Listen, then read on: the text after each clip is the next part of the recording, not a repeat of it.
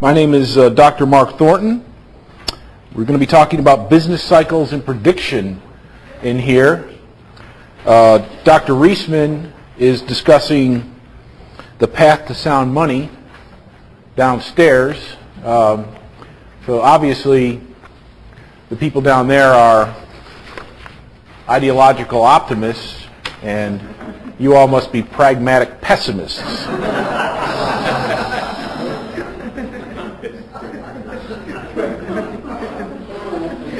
That's how we divide things up. We know who our customers are. Now, if you don't get a copy of this, because I just gave away my last one, you can look on with whoever you're sitting next to, and if you email me with the word prediction in the subject line, I will email you a copy of this, and it will have all the links embedded in it, so you can go get all these publications. Okay, and this is basically a list of the publications that I've done over the last 2 years that touch on the topic of prediction, or actually make predictions in the articles themselves.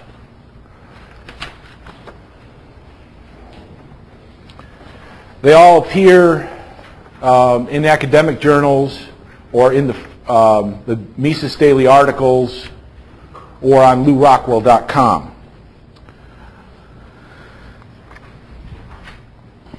Basically, what we're going to do in here for the next hour or so is give you a very basic understanding of the differences between the Austrian economist and the mainstream economist on the topic of prediction, both on how they proceed to prediction, what they think about prediction, and how well they accomplish their set forth task.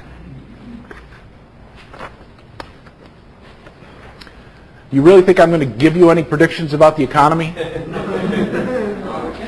You really think I'm going to get my crystal ball out and start spinning? Oh, yes you do. I've taught this class before, and that's what people want to know.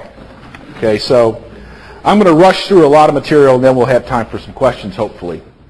Now, what I have up on the board here, first of all, Ludwig von Mises' The Ultimate Foundations of Economic Science, and second of all, Mises' book on the manipulation of money and credit. A couple of his earlier contributions, and two which I would highly recommend to you in terms of learning about prediction and understanding the role of economics and what that has to play in terms of making predictions. So it's not some kind of brand new book that's going to get you knowledge about prediction. We actually want to go back and look at Mises' theoretical understandings in order to get a firm foundation. Now I'm going to begin just by looking at what you would typically see in a mainstream textbook on business cycles and forecasting and that sort of thing, is a graph of the business cycle with its peaks and troughs representing recessions here, periods of economic growth. And the graph lends itself very well to the idea of, well, yes, prediction is possible. Just by looking at the numbers, we can say that, well, if we're at this point in time, then we should be predicting a recession. And if we were at this point in time, we should be predicting an expansion in the economy. However, things are never so nice and neat and uniform, whereas the numbers can actually provide you with a proper understanding of what the business cycle is and where we might be in that particular business cycle, so that instead of a nice, neat, flowing chart, we might see something that is much more erratic and jagged,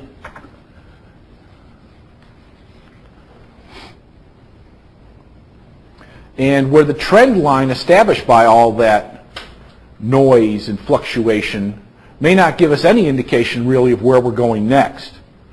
You know, we might get a big downturn in the economy. And really, when you're looking at world economies overall, not just the United States and Great Britain, or not just the European Economic Community, or some other subset, we might see that, well, you know, we've sort of hit bottom here and we should expect to go up. No, I mean, there's plenty of economies that have continued to go down into utter destruction. So the data doesn't tell us the answers. First of all, we need to make the point that prediction is very difficult under the best of circumstances. Physicist Niels Bohr joked, for example, quote, "Prediction is very difficult, especially if it's about the future." Economists have had a particularly difficult time, and we're going to explore that at some length. For example, Mike Norman, a financial analyst, said, "I'm an economist. Big deal, right? Until last year, economists got even less respect than Wall Street analysts. Now we're just a notch above." Admittedly, this reputation is well-deserved because it comes from our less than stellar ability to get economic forecasts right. With all that data and plenty of powerful computing ability, you'd think we could produce better forecasts. Heck, even the local weatherman puts us to shame. Lindsay Clark, writing in the Wall Street Journal, noted, quote, "Economists have a great deal of trouble predicting the future, and this is unlikely to ever change." Now, Mises actually rejects the general notion of forecasting and claims that economics can only give us qualitative predictions about particular policies. Quote, "Economics can predict the effects to be expected from resorting to definite measures of economic policy. It can answer the question whether definite policy is able to attain its ends aimed at, and if the answer is in the negative, what its real effects will be. But of course, this prediction can only be qualitative. It can never be quantitative, as there are no constant relations between the factors and effects concerned. The practical value of economics is to be seen in this neatly circumscribed power of predicting the outcome of definite measures." Now, to the difference between the mainstream and Austrians. Given that little nugget of the difference. First of all, with the mainstream, prediction is the goal.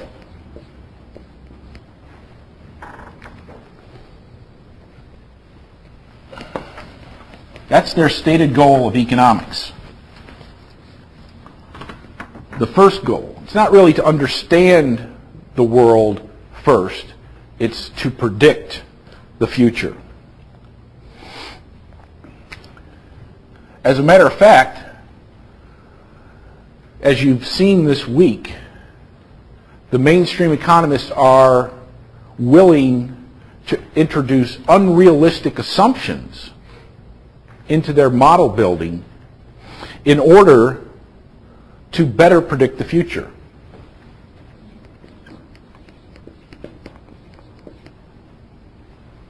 So they're willing to introduce things that are not true to justify better predictions. Success of economic theory is measured by their ability to predict.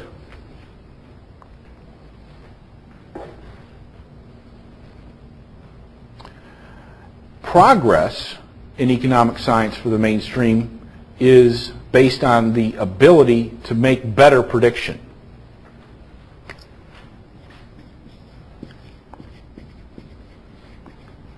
So they see progress in economics as the ability to produce better and better predictions and forecasts about the future.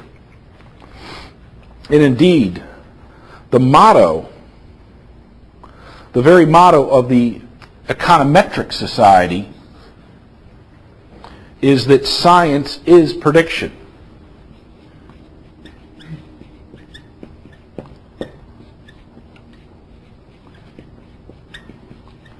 So they place a lot of weight on this notion of predictability.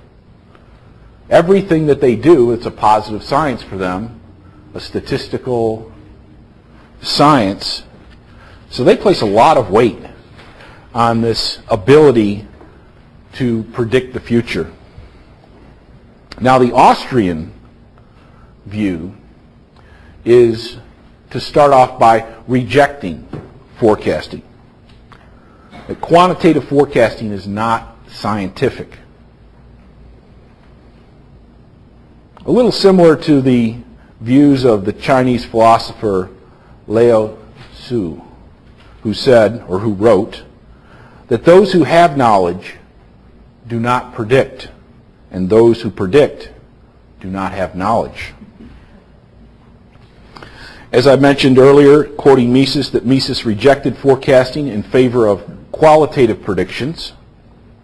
He noted that men are not like rocks, that there are no constant relations and physical properties in humanity that we can rely on in the same way that the physical sciences can.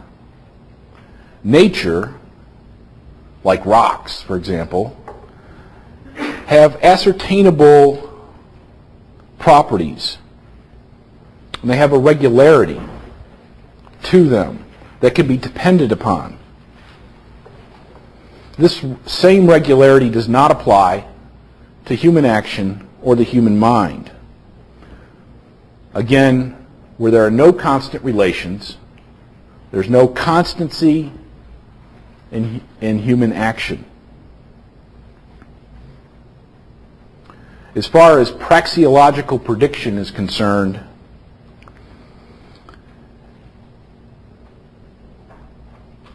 it is possible to make predictions. Predictions that have an apodictic certainty to them.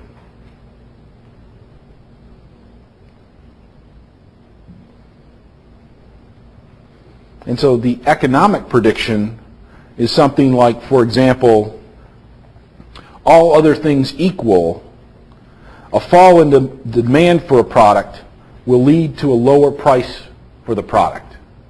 Okay, so that's a prediction that we can make with certainty. Although we can't say anything about its quantitative nature, or we can't actually hold all other things constant in the real world. The only way we can put numbers to predictions is through understanding. Understanding is a relatively, in the sciences, it would be viewed as a weak form of science. But for Mises, it's the only appropriate method. It's the only appropriate method. It's the only appropriate stance that, yes, we can make educated guesses about what the numbers are going to be, but that's all they are. And this may be unsatisfactory to us, but it's all we have. History, understanding is basically understanding, learning, knowing, becoming informed about history through theory. For example, when we see a credit expansion and we see a boom in the economy, we can predict that this process cannot last forever. It cannot go on and on and on forever. But we don't know exactly how long it will go on and when it will end and how bad the downturn is going to be in any particular statistical category.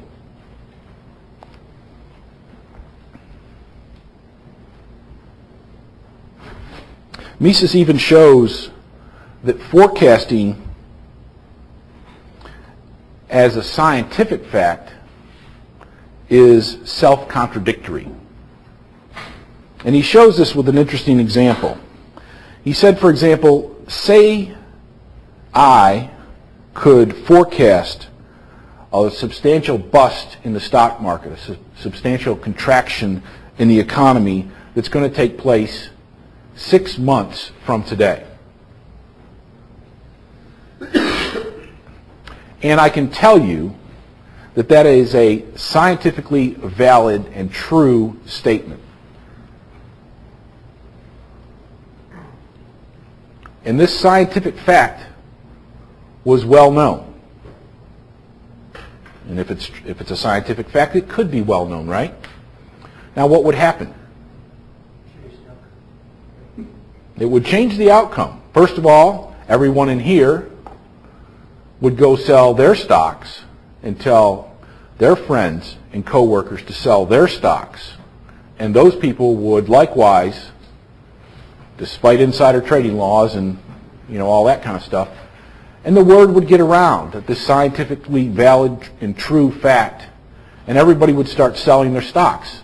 And in effect, it would change reality because everyone selling the bust would bring the bust in the stock market about earlier than the prediction, violating the nature of that prediction. Yes? If you know the bust is going to occur in 6 months, why would you sell your stocks today? Why wouldn't you wait 5.5 months? I mean, I don't understand why it would happen earlier. It should happen. It sounds like now is a self-fulfilling prophecy. If everyone knows that in 6 months, right? The day before. That's right. Well, I mean, it's possible that you could hold off your particular sell, but eventually, I mean, whatever date that occurs, if it's 3 months, 4 months, or 5 months, it's going to occur before the 6 month period. And when people know about a bust in the economy, if they actually did know, you would want to sell probably as soon as possible. That's what I don't get. I mean, I personally would if I know for sure a scientific fact that it's going to happen in 6 months, I'm not selling today. I'm losing out on money. I know there's 6 months of boom still to go. Right, but no matter when you sell, and no matter when everybody else sells, it's going to be before that 6 month period. Right. And so it's going to occur before the 6 month date and bring about the reduction in the stock market before the actual prediction says it or claims it.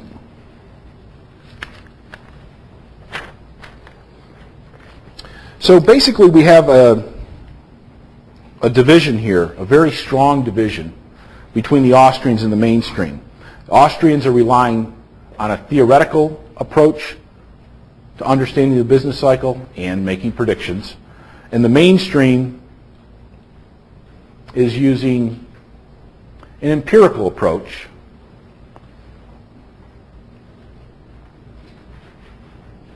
and not really getting very far. As a case in point, there was a conference at the World Bank and the Chicago Federal Reserve where leading economists from around the world addressed the problem of asset price bubbles. Among the participants are Randall Krosner of the University of Chicago, and the President's Council of Economic Advisors claimed that uncertainty about the past makes real-time identification of bubbles problematic. Quote, "The research record on asset price management is far from being sufficient to build a policymaker's confidence." The governor of the Bank of France said that determining asset price bubbles was difficult and that government policy could do more harm than good because people may, quote, "become involved in riskier projects without having consciously taken the decision to accept greater risk."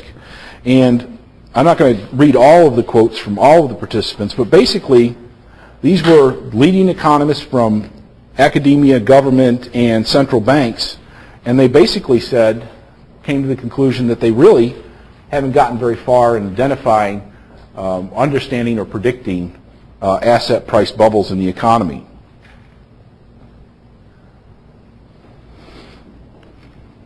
Okay, now I'm going to look at a few predictions about the economy. First of all, with the Nasdaq stock market crash in the year 2000, one of the most famous predictions occurred in September of 1999 with the launching of a book by Glassman and Hassett called Dow 36,000, The New Strategy for Profiting from the Coming Rise in the Stock Market. The book said, quote, "This book will give you a completely different perspective on stocks. It will tell you what they are really worth and give you the confidence to buy, hold, and profit from your investments. It will convince you of the single most important fact about stocks at the dawn of the 21st century. They are cheap. Tomorrow, stock prices could immediately double, triple, or even quadruple and still not be too expensive. Stocks are now in the midst of a one-time only rise to much higher ground, to the neighborhood of around 36,000 on the Dow Jones Industrial Average." And of course, we also had books coming out in that same season. One was Dow 40,000, one was Dow 60,000, and of course, not to be outdone, Ralph Acampura did a book, I think, called Dow 100,000.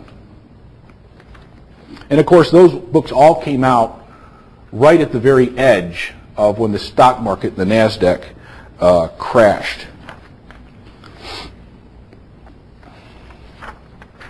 Now, Austrians at the same time, what were they talking about?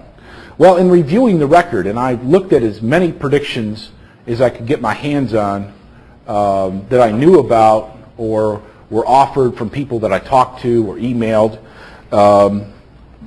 Anthony Deaton, an Austrian economist, writing near the peak of the bubble, December 29, 1999, said, "Let there be no doubt that what we are witnessing is indeed history's greatest financial bubble. The end of financial excesses, the massive increase in debt, the monstrous use of leverage upon leverage, the collapse in private savings, the incredulous current account deficits, and the ballooning central bank assets all describe the very severe financial imbalances which no amount of statistical revision nor hype on CNBC can erase." Guido Holzmann, also in the fall of 1999, wrote, "You do not need to be a rocket scientist to predict the bitter end of this evolution. Just as in any other state of affairs that has been artificially created and maintained by inflation, the present system bears in itself the germs of its own destruction. It will experience a flat landing of which even the most recent crises in Southeast Asia, Russia, and Latin America can only give a foretaste." George Reisman, also writing in the fall of 1999, said, "Clearly something is wrong. It simply cannot be that we can have a society in which everyone lives by day trading in the stock market. While the stock market does make an important contribution to capital accumulation and the production of wealth, it is far from an unlimited one, and its contribution is not enlarged by hordes of essentially ignorant people dabbling in on it on a daily basis on the basis of tips and hunches. Yet such an absurd outcome of practically everyone being able to live by means of buying stocks cheap and selling them dear is what is implied in an indefinite continuation of the bull market. As a result, it is inescapable that the bull market must end." And so what I found is in case after case, Sean Corrigan, Hans Senholz wrote extensively on this topic, William Anderson, Leibowitz, Jude Wininsky, people basically from the Austrian corner were successfully pointing out that a bubble was about to burst in the economy. At the same time, in March of 2000, the Economist concluded, "Such is the exuberance on Wall Street that only a brave man insists that the American stock market is overdue for a crash. Down the long history of bubbles ready to burst, it was ever thus." Okay, so basically what they were pointing out is they thought that there was a bubble brewing and it had started to bust, and they said that it's very rare to find somebody willing to predict a bubble and a possible crash when the bubble is actually going on. Indeed, Alan Greenspan said later that year that, quote, "It is very difficult to definitively identify a bubble in the U.S. markets until after the fact." Okay, so basically, Wall Street could offer very little of assistance in terms of identifying stock market bubbles.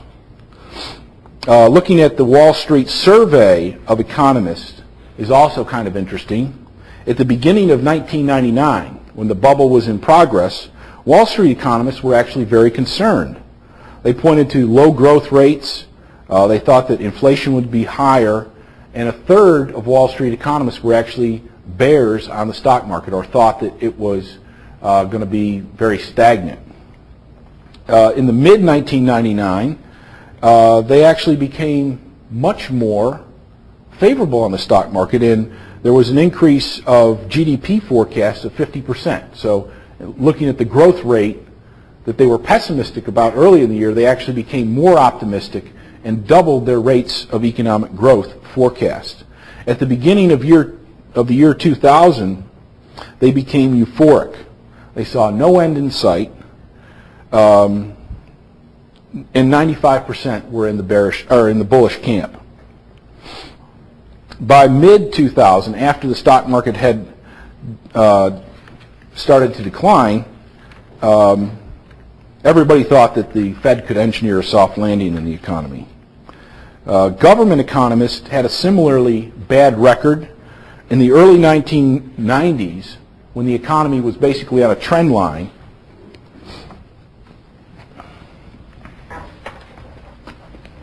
this is a good illustration of what mainstream economists typically do.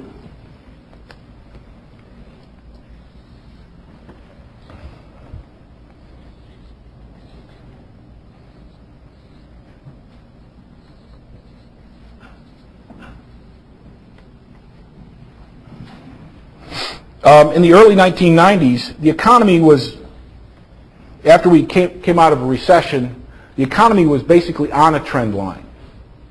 And government economists predicted the trend line. From 1996 to the year 2000, the economy went into a boom.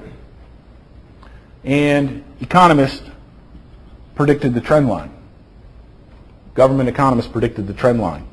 And then when the economy went into a recession, well, economists predicted the trend line. So basically, they were off in terms of their economic growth rate of 20%. And essentially what they were doing is, again, just predicting the trend and missing the boom and the bust.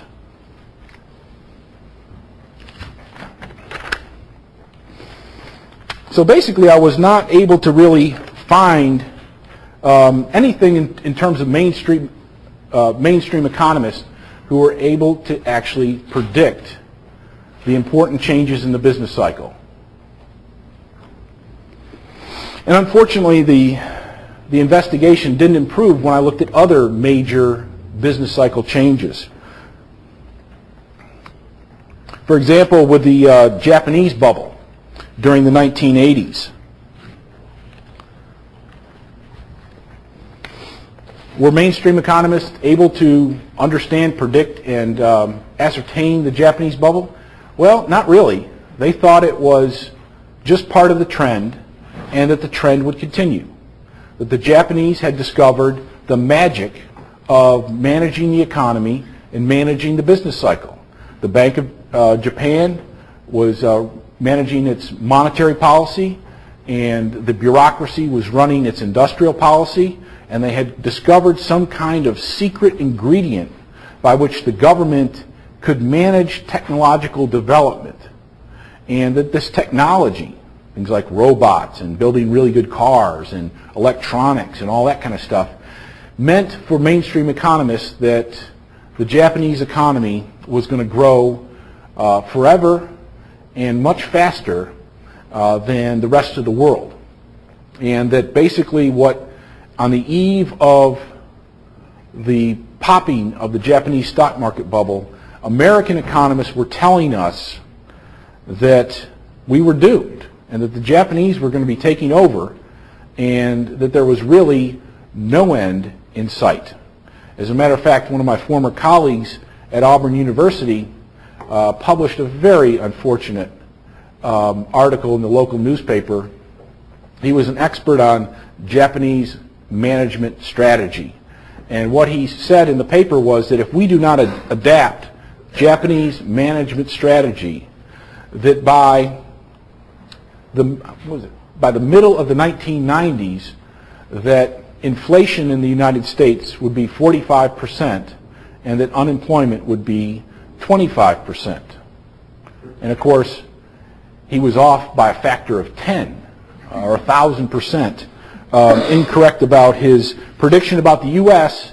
and about Japan, because of course Japan, ever since the popping of their stock market bubble, has basically been in a stagnating economy, one that's sort of rolling in and out of recession and having a very difficult time of it. And of course they've been applying Keynesian economics of more inflation, more public work spending, and it hasn't gotten them anywhere. If we drop back into the 1960s, we see, and one of the primary commentators that I quote from in the paper is Laura DeAndrea Tyson, who was President Clinton's president of the Council of Economic Advisors, or chairman of the President's Council of Economic Advisors. In the 1960s, of course, the United States had a huge boom in its economy, a huge boom in its stock market, and of course we were in the Vietnam War and the Great Society programs. Everything was really being pumped up. And back then the chairman of the President's Council of Economic Advisors was Arthur Oken. And he basically took credit for, quote, unparalleled, unprecedented, and uninterrupted economic prosperity.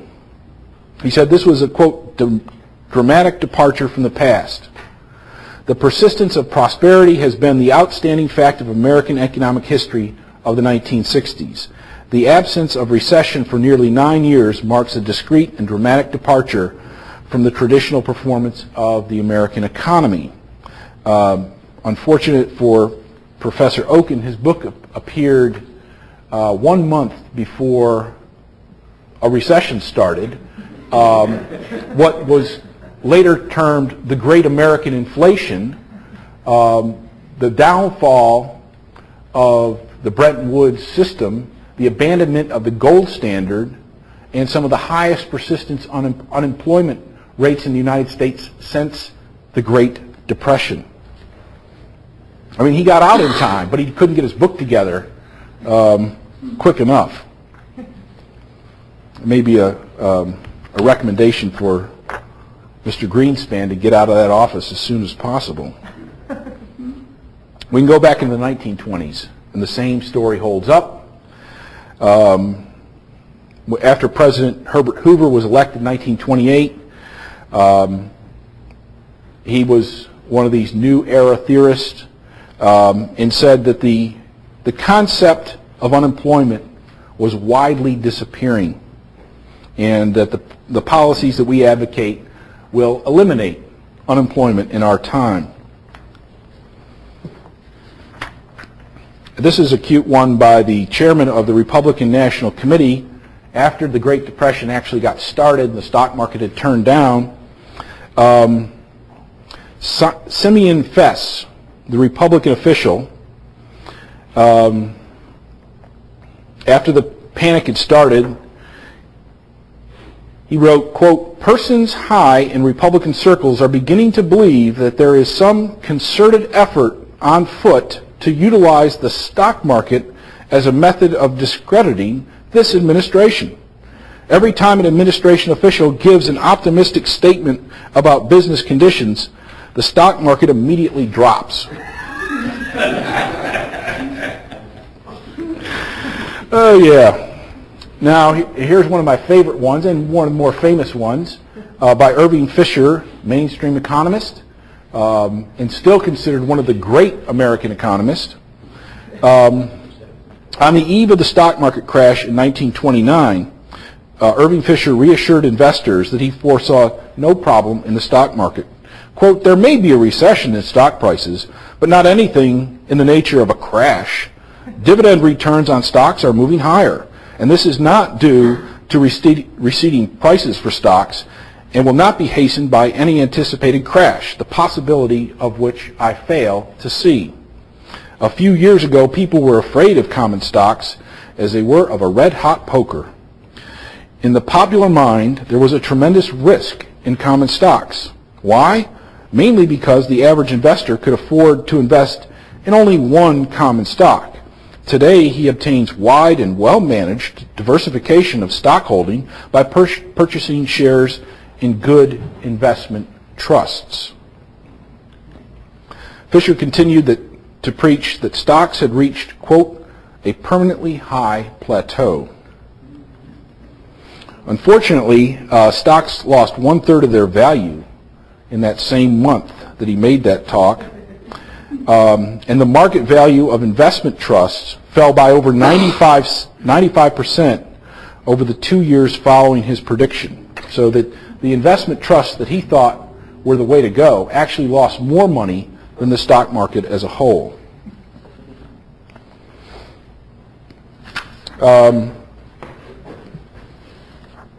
Now, interestingly enough, back then, the Austrians, again, actually predicted that the stock market was in an unsustainable boom and that there would be a crash. Mises not only made the prediction, but he wrote on the manipulation of money and credit in 1928 with a complete and full analysis of Irving Fisher's plan of monetary stabilization, why it was wrong, why you could not depend upon price indexes and stock indexes and commodities indexes and inflation indexes to do your economic analysis. And F.A. Hayek also is said to have predicted the crash in the stock market in early 1929, along with Austrians, students of Mises, in America, Benjamin Anderson and E.C. Hardwood, two American Austrians, also predicted the stock market crash. So the record is not good. I mean, for the mainstream economist, in all of the major instances that I looked at, I basically found that the mainstream were completely following the trend, were completely taken by surprise, and had no idea. They argued against it when it was put in their face that, hey, isn't this a bubble? Isn't this an unsustainable boom? They'd say, no, this is just a trend, and we're heading ever higher, and nothing's really wrong here. Whereas the Austrians were able to predict these major changes in the business cycle. Now, that is not an indication that Austrians necessarily make great investment advisors, okay? Or that, in particular, Austrian academic economists are not necessarily the greatest place to get your investment advice from. There's a lot of things in investing that we are not experts at, and you also have to be concerned not just with the major changes in the business cycle, but most of the time there's not major changes in the business cycle. So under those conditions, successful investing is particular knowledge about particular industries and stocks and trends that are not accounted for. But when it comes to predicting things other than the trends, the Austrians have a very good approach to it, and one that has been borne out, I think, by experience in these major instances, the 1920s and the Great Depression, the 1960s and the stagflation of the 1970s, the Japanese bubble. I don't have a lot of Austrian commentary actually on that one. So if you know of any Austrians who have written about the Japanese bubble while it was taking place, I'd like to get that information. And then, of course, in an extensive form, the boom of the 1990s and the crash of in 2000 in the Nasdaq. Now, there's also another paper on the list that's just come out in the Quarterly Journal of Austrian Economics called Skyscrapers and Business Cycles. It's in the spring issue of the Quarterly Journal of Austrian Economics. And in there, what I've done is shown an indicator which predicts that whenever the world's tallest skyscraper is built, it's an indication of a severe downturn in the economy. That doesn't sound very Austrian, does it? But it's held up very well. For example, the panic of 1907 was predicted by the building of the Singer Building and the Metropolitan Life Building. These were projects that were started in 1906 and completed in 1908 and 1909. The panic starts in 1907. So you start the building during the boom, then the crash happens, and then the building is completed. And that's the pattern. In the Great Depression, 40 Wall Street, the Chrysler Building, and the Empire State Building were completed in late 1929, 1930, and 1931. The Empire State Building was completed in 1931. And then, of course, we go a long time until a new record is set with the World Trade Tower 1 being finished in 1972, the World Trade Tower 2 finished in 1973, and the Sears Tower setting a new record in 1974. Those were all started during the boom of the late 1960s when Professor Oken was writing his book, and they were all finished in the middle of some of the worst economic times of my lifetime. The Asian meltdown and contagion in the late 1990s was predicted or indicated by the building of the Petronas Towers, which some people argue whether or not that was actually the world's tallest building. You know, sometimes they try to fake you out by putting a little antenna on top of the building or something like that. So it's not clear as to what type of record it was, but it was in line with this indicator that indicates a severe downturn in the economy because all of East Asia was in severe trouble. And it was severe enough to cause double-digit unemployment in several countries, and social unrest, rioting, and all the stuff that can go along with severe economic downturns. The question becomes, of course, what's next? Well, we're just entering a new phase of record skyscraper building. Taiwan just completed its new record-setting tower, Taipei 101, and their stock market declined over 70% in line with that. And then China is building the world's tallest building, and several other countries are planning or are currently building what they think might be the world's tallest building. There's so many of them actually that are going on, though it's hard to say which one's actually going to be the tallest, because when you're in that process, sometimes you can just say, well, we're going to build it 112, and then somebody else says 114, and you redesign your building, while it's still going up. And there's just announced plans for a 120-story condominium building in Miami, which hasn't gotten started yet, but they're all in the works. So we'll have to see how that comes out. I'm always a little reticent to actually make predictions or to put forth something like a skyscraper index, because indexes always make mistakes. Just like people, they're never infallible, but if it does hold true, it indicates that we may have some economic trouble ahead. Okay, so I'll stop there and try to take some of your questions. Yes? So nice correlation. What's the causation? The causation, you have to read the paper. You have to become a subscriber to my journal. The causation is discussed. That's what the whole paper is about, basically. And it shows that in building the world's tallest skyscraper, you need all of the preconditions for the boom. You need easy monetary policy. You need easy credit policy. You need an economy that has been, where the heat has been turned up, where speculation exists to a great extent. And also, when you build the world's tallest building, you have to come up with all sorts of new technology. It's not just putting more concrete in there. You have to invent new ways and stretch your engineering abilities in innumerable ways in order to get that building to higher levels. Things like ventilation, things like security, things like elevators.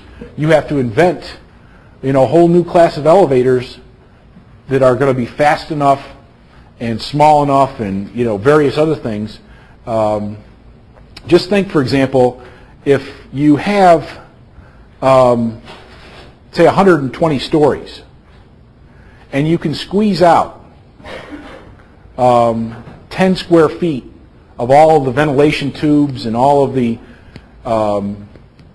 wiring and the elevators and the water and all that kind of stuff. So you can squeeze 10 square feet out of 120 stories. All of a sudden you've got a lot more ground feet that you could rent out. So there's a lot of reasons why these records are tied to changes in the business cycle as explained by the Austrian economist. Yes? How do the Austrian economists reconcile the notion of the unpredictability of markets based on quantitative means with the fact that in, say, financial markets, which are extremely dynamic and extremely competitive, most people would say, investors like your Cabbage, your Bonaventure, T. Rowe prices have consistently beaten the S&P 500 over long-term periods like 20 years and have done that, therefore, over the course of several business cycles by using quantitative means and quantitative data from firms, industries, and the economy, in addition to qualitative data. Yeah, they're using. Yeah, there's a bunch of level-headed financial analysts who look at the fundamentals that understand these policies. If you listen to the analysts, for example, at T. Rowe Price, a lot of them sound like Austrian economists to me in the way that they analyze the economy, the way they stick to the fundamentals. And there was a whole class of forecasters, for example, in the late 1990s, who were not necessarily Austrian economists, but were sticking with the fundamentals. They realized that the fundamentals were out of whack. They weren't necessarily informed in the same way that the Austrians were, but they knew something was wrong. And so, they recognized that they were above trends and and valuations were very poor. So you don't necessarily have to know Austrian economics to know something is different. You may not necessarily, like I said, understand it completely, but you're aware that something is wrong. And so I think that there's that whole class of people who understand the inherent volatility of the market, who understand their own limited ability to manage investments, and that sort of perspective where you don't get taken up with the speculation, you don't get overly optimistic about things is a good way to go. But just to follow up, these so-called financial geniuses rely in large part, not fully, but in large part on quantitative data from firms, including the fundamentals, but also on quantitative data from industry statistics and in large part economic statistics, including those of the global economy, trade deficits, and among other things. So, Sure. So they rely on quantitative data to make predictions to some extent, and they've done that over the entire, in a superimposed way over several business cycles, and still bested the returns of the Yeah, S&P. there's benchmark in finance. Yeah, there's no inherent contradiction here. I'm not saying that Austrians don't use statistics and quantitative numbers to help them understand where we are in the economy. We do it all the time.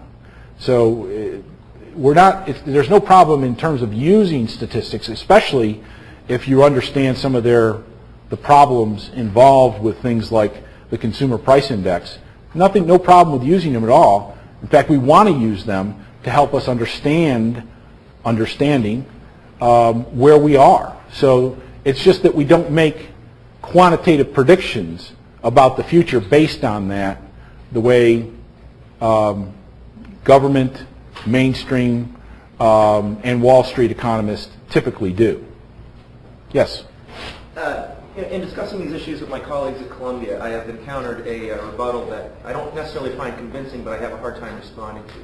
And that is, while it may be true that there is no constancy in human relations amongst one or two or three individuals, if you have a certain sample size, the central limit theorem comes into effect and it forces everything into a standard distribution in which there is some relative degree of predictability. And these ideas have become manifest in these highly complex mathematical econometric models, arbitrage models, value at risk, which do seem to offer some benefit to these these firms making money. And so, like I said, I don't really know how to respond to that. Perhaps you can help me. Well, there isn't a great way of responding to that. Larger numbers, bigger data sets, greater levels of aggregation have a natural tendency to push trend analysis, not only to generate in terms of generating the trends, but of staying on the trends. So the larger the numbers you have, that's certainly true. If we look at a particular state in the United States, we can see much wider levels of fluctuation in a particular state than we might find in the entire United States. And so, yeah, what they're saying is true. If you have bigger numbers, more people, greater aggregation, the statistical analysis comes out better on average. But it still doesn't. It still has the problem, and maybe even the problem is even greater, of hiding these kind of changes, the bigger kind of changes. It still hasn't allowed them, with these greater data sets and higher computational abilities, to be able to ascertain when we are going to get big, wider changes in the economy. But it does improve their ability to essentially follow and predict the trend. So, in part they're right, but they're not. It doesn't give you the complete story. I just have a comment on that. I had an old economics professor. He liked to talk about averages. He said that, well, if I have my 1 foot frozen in a block of ice and 1 foot in a pot of boiling water, on average I'm doing okay. And so it distorts like what those extremes are. Yeah. Nelson? Regarding the whole subject of predictions, and particularly insight on the Japanese bubble, have you read Devil Take the Hindmost? I strongly recommend it. Okay. Yeah. I have that. Yeah. I just finished it about a month ago. Wow. I'll get that one. Yeah. Devil Take the Hindmost. Who's that by? I can't remember the author. I practiced in the book recently. The author's getting mixed up. Okay. Hindmost. Devil Take the Hindmost. All right. Very good. Yes, sir. I recently, I'm going to say in the last few months, I read somewhere that in the past year, the average increase in the price of a house in California was up like 14% for the whole state. Mm-hmm. And of course, I can't remember what the income level was up 3 to 5% or something like that. And of course, that's gone on now for several years. And of course, that's an average for the whole state. There are certain fairly large geographic areas where that's much more pronounced. Mm-hmm. To me, you only need to look at those two numbers to realize that this simply can't go on forever. What would be your comment on that? My comment is I'm very glad you asked that question. We have a housing bubble in this country. I wrote about it in June of 2004. People who invested in home building stocks since June 2004 made another 50% on their money. Basically, the bubble in the stock market was funneled into a bubble into the housing market as people moved money into houses, and as the financial system has basically accommodated people borrowing more and more money, taking more money out of their houses. We've seen just a tremendous, it's hard to miss the types of trends that have developed. And most importantly, I think, is the fact that financial institutions have basically greatly relaxed their lending standards, and consumers have greatly relaxed the type of risk tolerance that they're willing to take on in terms of financing homes.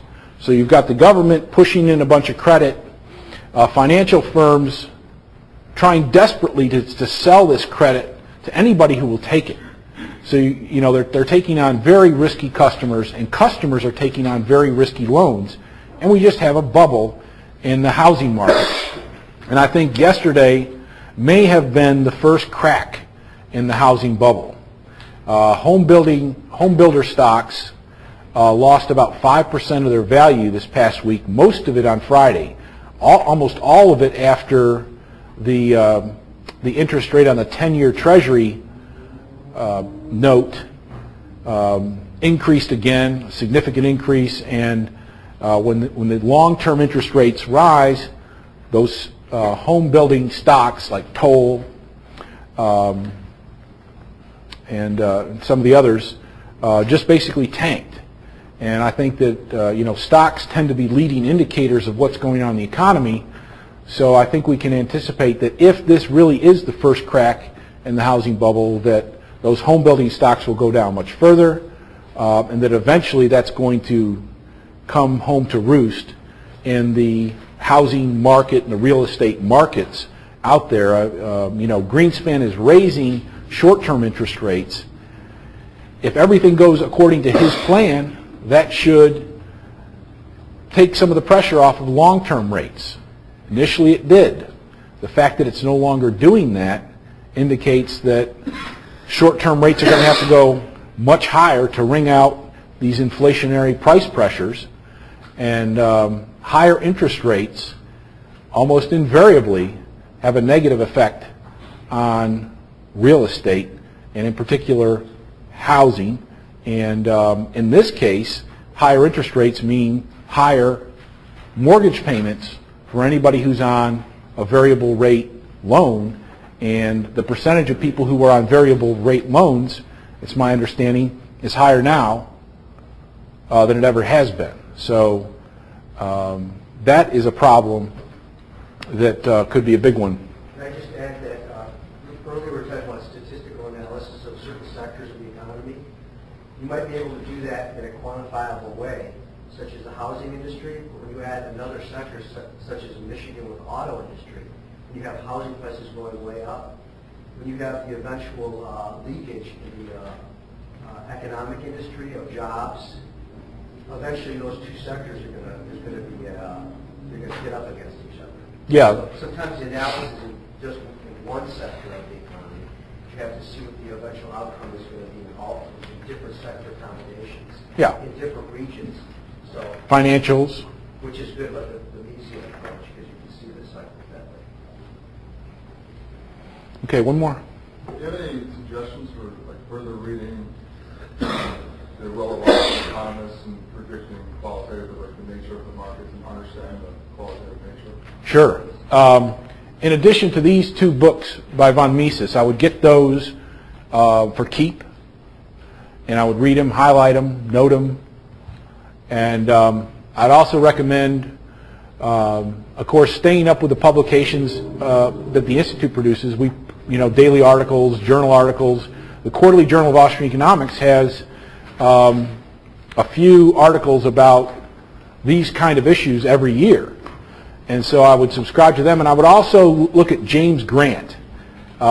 His newsletter is kind of expensive. He's one of the best, but he's an Austrian, and unfortunately his newsletter is like $800 a year. But he's very good. He's very much like Warren Buffett and guys like that. Very, he's not hyping himself, but I think he's a very straight shooter and somebody who follows the numbers. And he has some books. 1996, I think, he had a book out that's well worth taking a look at. Thank you for that question, and thank you for coming.